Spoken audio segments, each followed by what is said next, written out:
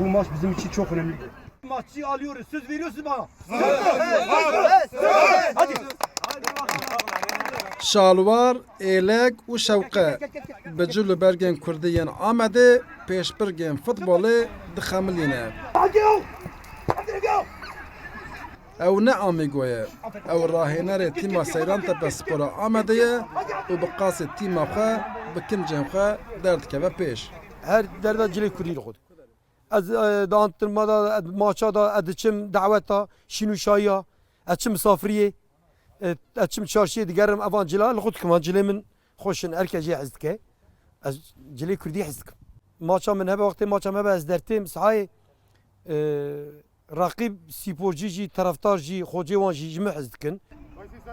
Futbolîzên tîma Seyrantepe'yê jî hebûna rahênerekî wiha rengîn bo navdariya tîma xwe ya di Lîga Masterê de derfeteke zêrîn dibînin.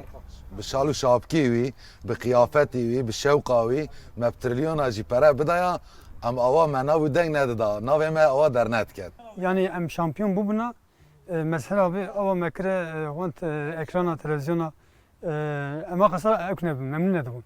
Armanca Mesher Tekçî ev e ku bi rahêneriya xwe tîma xwe ya di Lîga Masteran de ji rêza pêncemîn bike şampiyon. Hadi ya. Piraniya rahêneran heftiyê sê rojan li stadan li yarîgehan bi awayeke profesyonelî rahênanê dikin.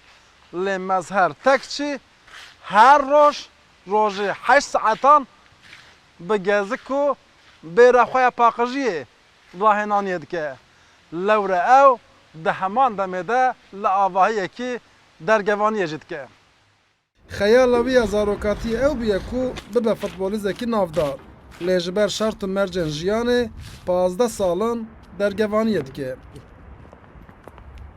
Hevalê min diçin îdmana imkanê min tune elvira îdman dikim. Ez çopa xwe top dikim, baxçe temîz dikim, tevî bêra xwe nan bela dikim. Yani îdmanê min li viran daha zêde îdman dikim. Ez ji spîporciyê xwe daha bêtir îdman dikim. İş û karê xwe dikim. Kamyamazın kamyadına nazevcim nazevcim teştu sitin navamına vallahi nazevcim. Mezher Tekçî bi qasî rahêneriyê karê dergevaniyê jî bi dil û can dike. Rahênerî jêra beşek ji xeyalên zarokatiyê be, dergevanî jî debara jiyana wî ye. Maşallah dekak, Rûdaw, Amed.